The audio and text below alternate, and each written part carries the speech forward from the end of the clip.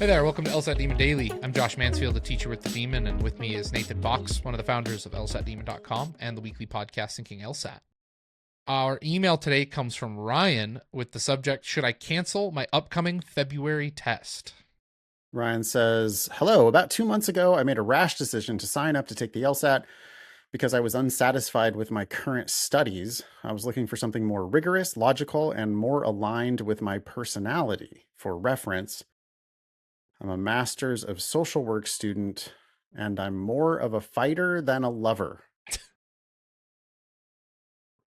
I've never seen that line in an email before. I decided law might be a great subject to look into and pursue. So naturally, I signed up for the LSAT without thinking. Well, a lot of people do that. A lot of people make that mistake. Yes. I mean, just don't fall prey to the sunk cost fallacy here, right? You've paid the money. You're past the registration deadline. Yep. You're not going to get a refund. But none of that should have any bearing on whether you take it or not. You have the option to take it. That's all you have. You do not have the obligation to take it. You have the option to take it. And if you're happy with your practice tests, then you should take it. If you're not happy with your practice tests, then you should not. Should we do a little sidebar here on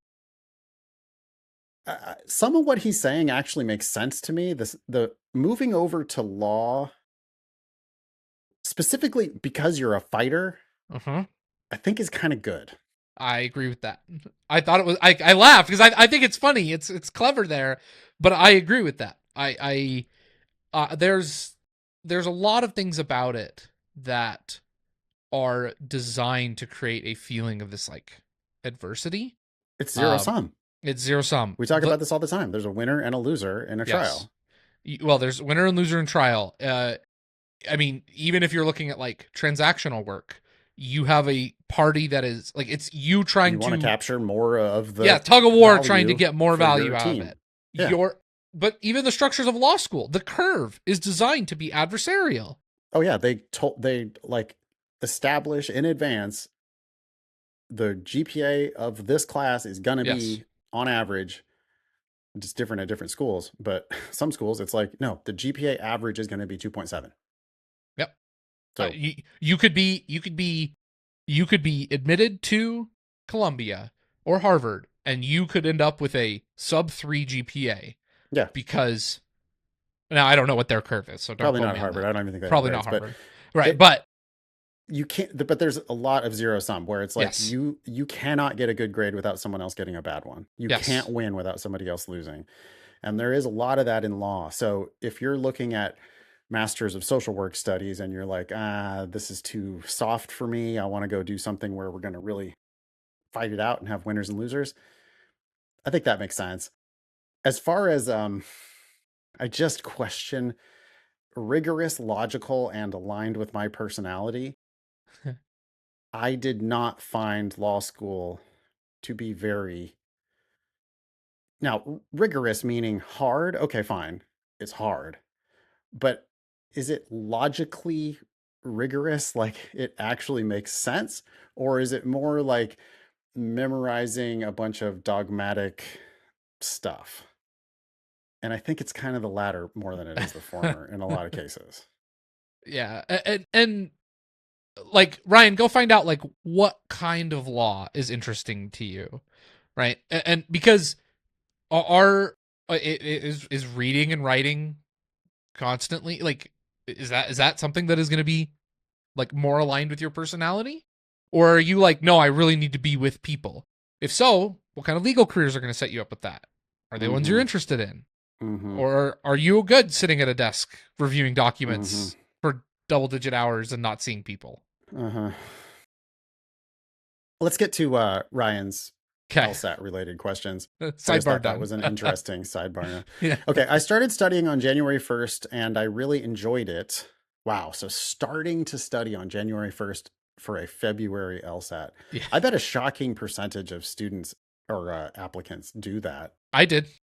Yeah. I didn't take it, but yeah, I did before I found the first demon week. as well. Ryan says, I took an untimed practice test and scored a 161. After 14 days of studying, I took my first timed test and scored a 168. cool. I mean, I'm not really interested in untimed practice test results, but a timed 168, if that was a test you'd never seen before, that's awful good after 2 weeks of studying. That is real good. I've been very excited about that, and I've been studying ever since. However, in the past week, I've been consistently missing questions, scoring 21 out of 25, or 17 out of 27, or 17 out of 25 on sections. It really gets me down to see my scores not where I want them to be. Yeah, okay, well, dude, you've been studying for not even a month, so I don't know how, like, you shouldn't really be getting discouraged about that. Uh-huh. You've got no basis for being discouraged. Yep.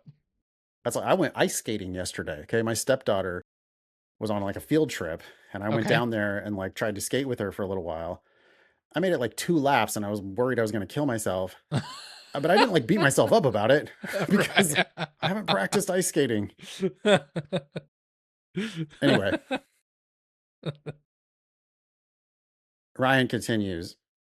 I'm starting to think I either was unusually attentive and awake I got the day I got the 168, or I got extremely lucky. For reference, I scored 22 out of 25, 17 out of 25, 17 out of 25, and 25 out of 27 on that test. I wanted to at least be in the 170s when I'm supposed to take my test in February. I'm starting to think I'm not going to make it and might even score in the 150s.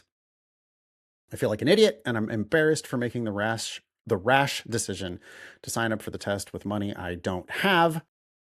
Not to mention all the people I told I was taking the test. Lots to unpack here, Josh. Where do you want to start? Yeah. Let's just start.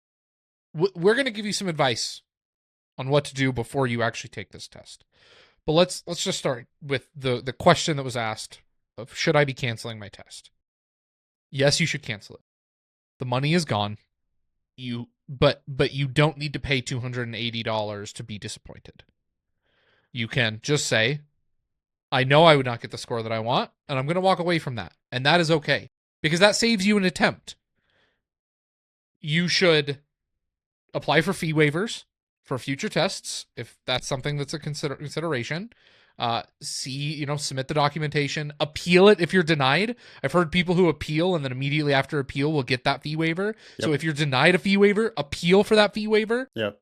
And don't sign up again until your practice tests are where they need to be. And you told people you were taking the test. You say, hey, I decided I wanted to study longer because I was looking at some of the scholarships that I can get when I get a great score, and that seemed worth it to me. Yeah. Well, the only thing worse than making mistakes is not owning the mistakes that you've made, right? That's like just be part of being a grown-up. So you, and also, what business is it of theirs? Yeah. It's not like they're doing anything for you. You just happened to mention that you were taking the test. So you've got to like man up a little bit and just go tell them, I decided I wasn't ready and the stakes are too high. So it was stupid of me to sign up, but I'm going to take it again when I'm ready. I wanted to save the attempt till I was ready, and you don't get the most out of it. Yeah. You said $280 earlier, Josh. I think the test is not quite that expensive. It's $248, I believe, for this $248. Okay. cycle. Okay. I am a bit concerned that Ryan signed up for that test with money he didn't have.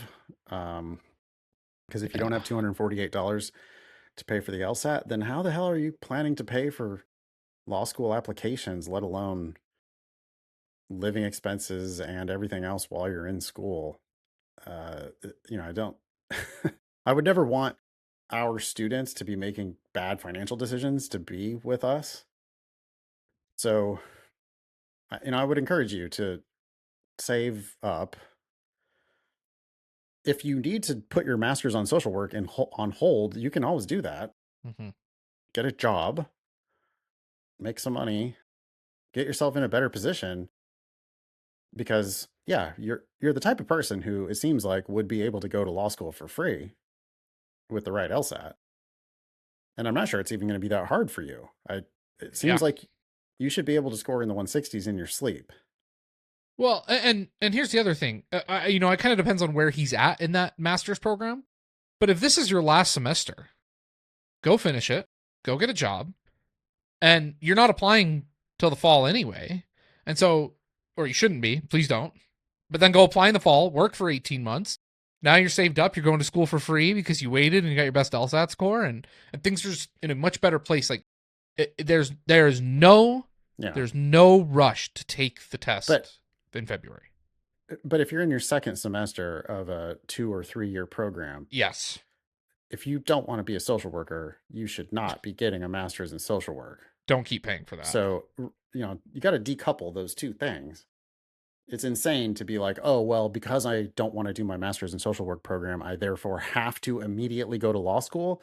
No, it sounds like, already previously got yourself involved in a graduate program that now you're thinking maybe is a waste of time, waste of money. Mm-hmm. Don't double down, make the same mistake on law school. Yeah. I mean, just take your time, dude. You seem like somebody who could get a 170. And if you do get a 170, then you will pretty much guaranteed have some schools somewhere offering you significant discounts, if not 100% discounts. Yep. But you got to pump the brakes. Like, you should not be thinking about trying to apply the cycle. You should be taking all the time that's needed to get your practice tests where you want them. Then sign up for the next LSAT and apply next September for the following September's class. If you're ready, right? If you want to wait an extra year for LSAT I'm saying reasons, at the soonest. At the soonest, yes. Okay, September I wanted 26 for September of 27 matriculation. No sooner than that. Yeah, please. You're just you and hurrying, like pushing for a specific test date is only going to make your scores worse. Yeah. You're putting too much stress on yourself. I don't think that you got ridiculously lucky when you got that 168. It's really hard to get that lucky. Mm-hmm. You might have got a few points lucky, but you didn't get that ridiculously lucky. It just doesn't happen. Yep. So I'm sure you can get there, but not based on this current plan. Just withdraw from February, take all the stress off, keep studying. And when you start seeing scores in the 170s again, then think about signing up for the next LSAT. And boy, that last sentence, like, think about all the pressure that he's put on this test.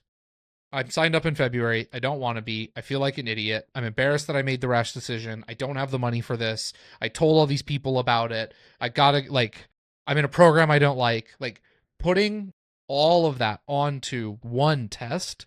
Yeah. You have, like, I don't want to say no shot, but next to no shot that February goes well for you. I think it's one of the reasons why traditional LSAT prep doesn't work that well. Is that, the old model was always locked into a particular test date. It's like, sign up, you're going to take, and there still are. Like running a marathon. Like, you're like, so pick your race day and plan backwards. Yeah. And there's a lot of companies out there that still do that sort of thing. Like, oh, well, this is our class for the April LSAT. Yeah. And they would love to sign Ryan up for that, right? Ryan withdraws from the February test. He already wasted money there. And then he's like, oh, I'm going to sign up for this class because this class is promising me to take the April test. But dude, if your practice tests aren't where you want them, you're going to know that. And the whole lead up to the April test, you're going to be increasingly stressed about not being where you want to be. And that all just interferes with understanding the test. Yeah.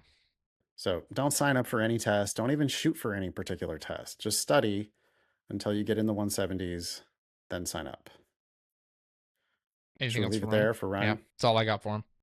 Email daily@lsatdemon.com if you would like to ask us a question or share some LSAT or law school admissions news. Thanks for listening.